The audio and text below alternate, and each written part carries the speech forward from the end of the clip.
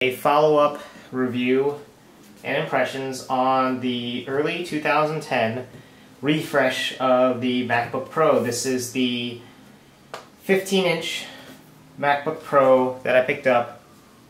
It is Core i7, 2.66 gigahertz, I believe.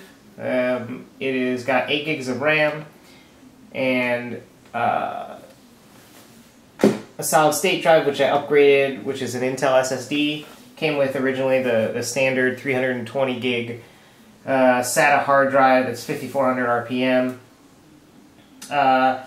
If you'll notice, it has got the anti-glare screen option instead of the high glossy display. Long story short, originally I had the glass display, went back to the store, they swapped out my machine for an anti-glare. Basically, essentially what I was experiencing was a lot of glare, using it in my living room, in my bedroom, depending on what angle my windows were in my house.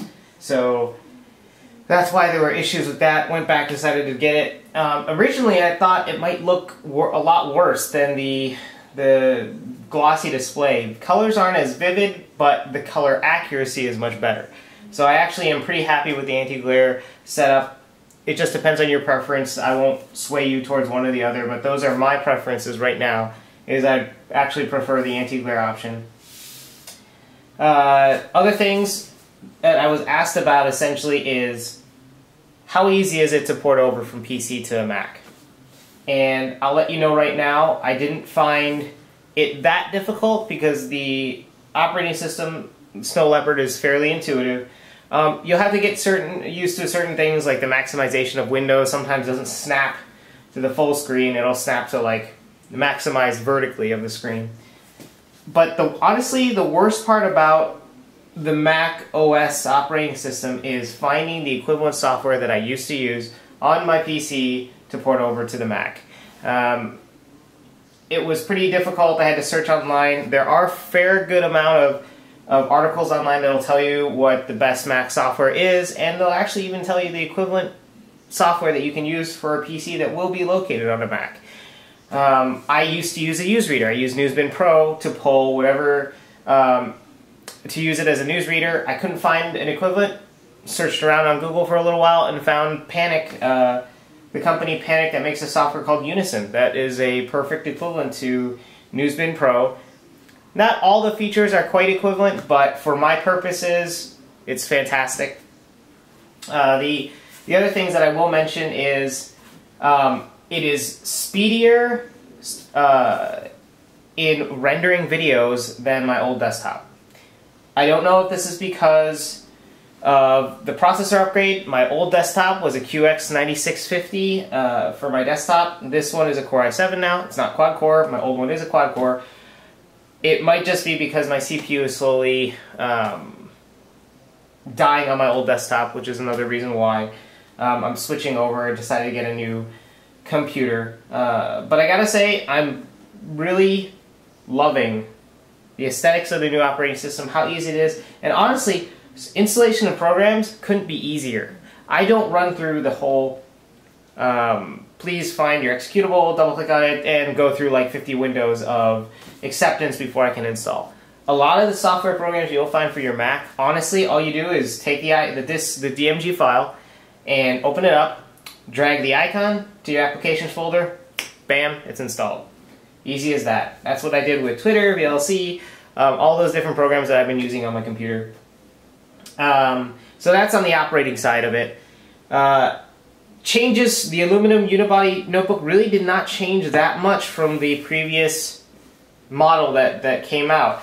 As you can see, let's see, we'll just focus that in real quick.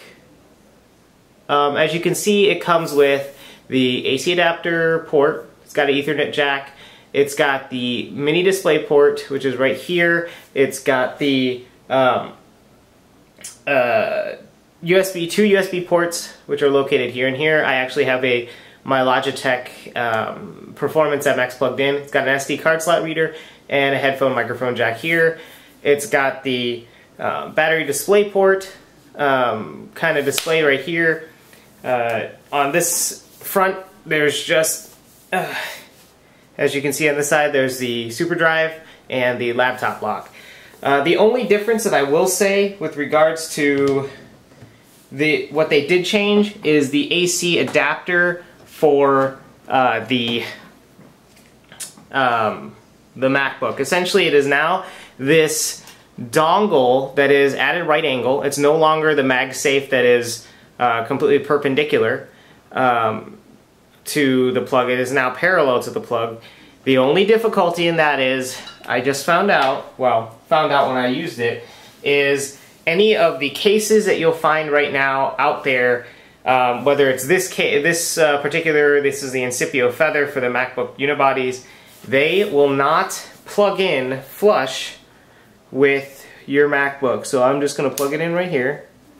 So if you'll notice that, oops, came out. If you'll notice, that's how easy it came out, but the reason being is it will charge, but it is not completely flush with the kind of the notebook. So it's actually kind of falling in at an angle, and it's not the tightest fit because of that. The Feather case was never designed for that new MagSafe adapter. But there you have it, guys. That's the impressions of the early 2010 model. Let me know if you guys have any questions, comments, concerns. Please check out my website, TekBeatTV.com. I will have kind of my blog post where I'm telling you kind of my journey through converting from a PC to a Mac. You can read more about my reasons there. I won't bore you in extending this video any longer. It's going on 7 minutes. But let me know if you guys have any additional questions about the 2010 model, performance, etc. And, I'll catch you guys real soon. Peace.